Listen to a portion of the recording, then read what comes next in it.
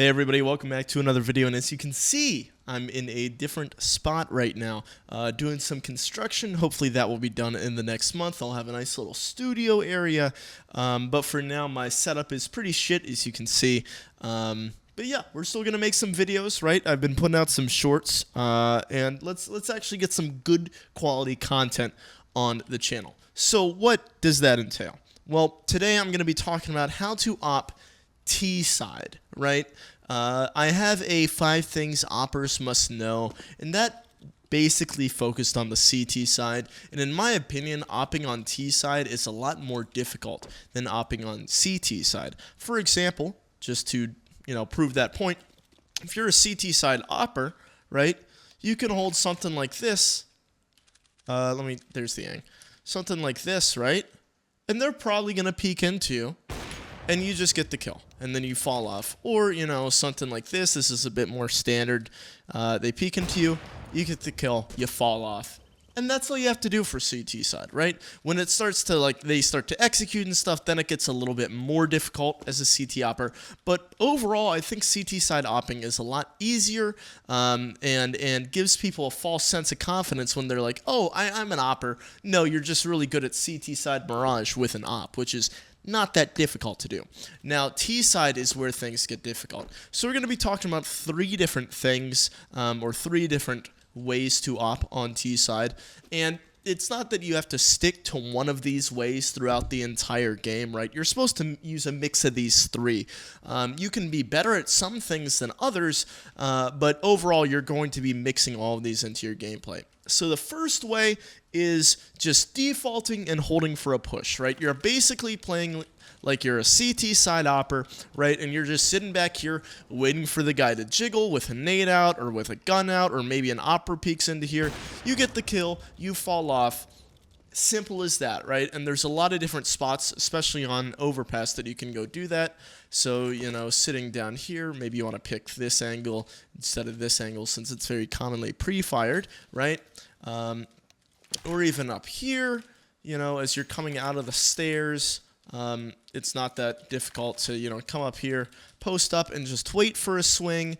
And then, basically every spot on this map is a very long, far angle that you can just post up on. So that's way number 1 to play T-side with an op. And it's pretty effective, right? As long as the CTs are trying to be aggressive, it's pretty effective. But as soon as they're just sitting back and they're using proper utility, or they're expecting you to be there, so they properly flash over, they think, okay, there's probably an opper posted out. So if I throw a flash like that, and then come swing out, right? The opper's probably going to die in that situation. So if the CTs are not good, then this is going to be very effective. But as soon as the CTs have any kind of inkling of team play or how to use their utility properly, this no longer becomes as viable. The only viable part is if you continuously move around to different parts of the map, catching the CTs off guard, and they're like, oh shit, I thought he was outside of, B long there, but he was actually A long, right? So the second way that you can be a good opper on T side is by going for the opening picks, right? You're not really just sitting waiting for a pick to happen. You're trying to make the space and get the space and push the CTs as far back as possible, right? You're gambling that where you're going, they're either going to be playing in a spot where you can easily kill them, or they're not going to be playing there and you can just take the space. For example, long, right? So this is very easy to do with just by yourself. You don't really need a teammate here, right? But you can just flash over, and then you peek out, and you're expecting there to be a guy here or a guy right up here, or even he could be posted up right there, right? So you're expecting a guy to be there. You're assuming that he's not going to be playing behind the triangle or the rock right in front of you. You think he's going to be right here. So you're gambling that a player is going to be playing in the spot where you think, or at least around the spots where you think, and you're gambling that nobody's playing up here, and you're doing this fairly, solo, all right? You can do this solo. It's not recommended to, but you can do it solo. So you flash over, right? And then you're posting up, nobody's there, and then, since you do that, then you have to gamble that nobody's hiding, playing contact in here, right, with a rifle, waiting for you to walk up, right? They're just giving this map control up. So then you can start getting a little bit more aggressive, and then maybe you go for a peek like this, right? Or you just hold an angle, and then you can do the same thing that you did long, like at the start of long, but for bank, right? You can flash over, and then you're peeking into bank. And then you take this and you post up here, right? Because now you're in a very good spot, and they're not going to, or an unexpected spot for the CTs at least, right? And you can catch them off guard. Same thing goes for, let's say that you push up into short, right?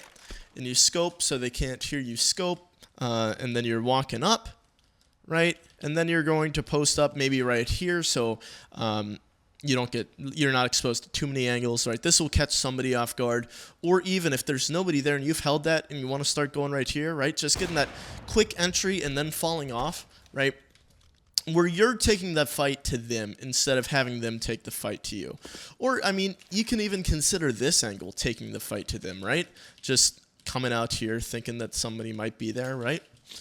So that's the second way, is really just there's a lot of assumptions, there's a lot of confidence, there's a lot of gambles to make, and you just have to try to weasel yourself into a position quick enough that it's going to catch the CTs off guard.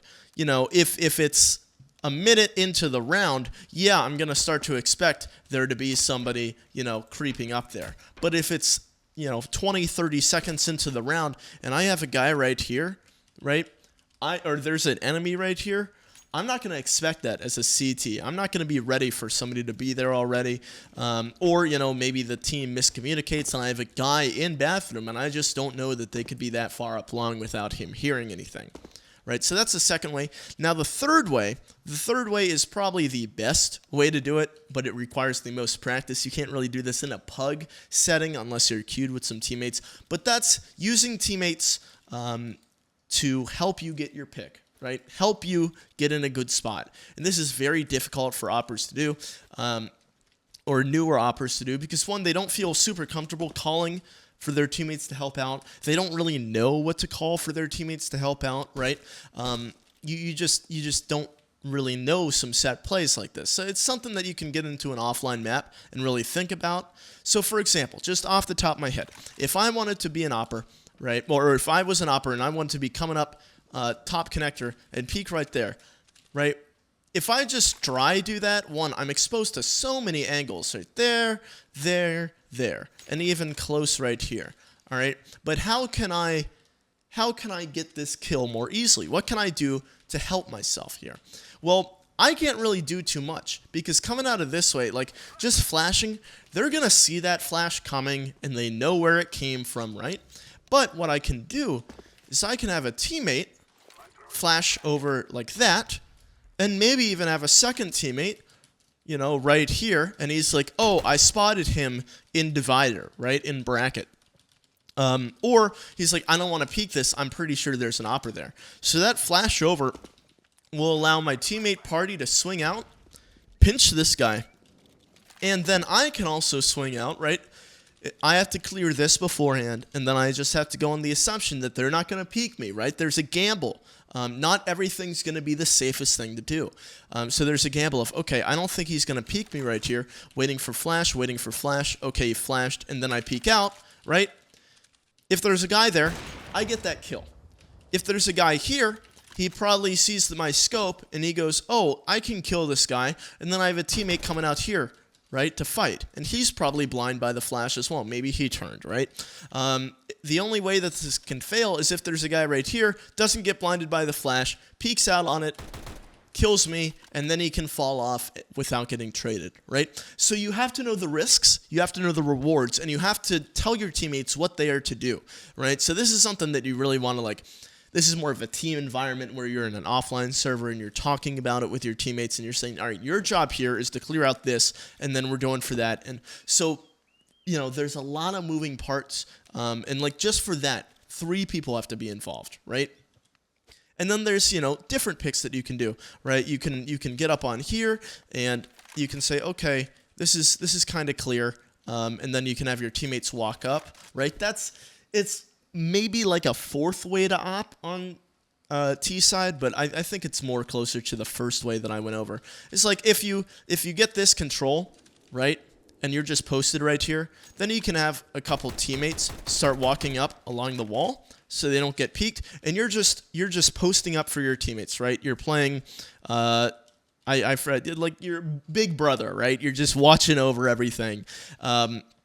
And you know, you're making sure that everything's clear, and if a guy does swing out, right, you can kill him. If you kill him quick enough, he won't see your entire team there, right? I mean, it's kind of difficult, but you know, sometimes if he's just like this and he dies right here, he won't see your whole team walking up. And you've done a very good job at that, you know. So it's just another factor that could be considered. So yeah, Awping on T side, very, very difficult, much more difficult than Awping on CT side in my opinion. And there's just a lot more moving factors, right? Or things that you need your teammates to help you out with. And, you know, just to make sure that we're all on the same page, the reason why I'm saying it's so much more difficult than Awping on CT side is because T side, there's a lot more gambling involved, right? There's a lot more assumptions of, okay, he's not going to be there, or I hope that he's not there, right? When you start getting better and better and you're playing with teammates, then you can really cut down on those variables that gamble, right? You can be like, okay, I had a teammate clear that 20 seconds ago. He's really probably not there now, instead of just going in blind, right? And then, I mean, CT side, you're just waiting for them to walk into your crosshair. You know that some places are clear because your teammates are already holding that. T side, it's not as easy. So thank you all for watching. Hope you have a good day.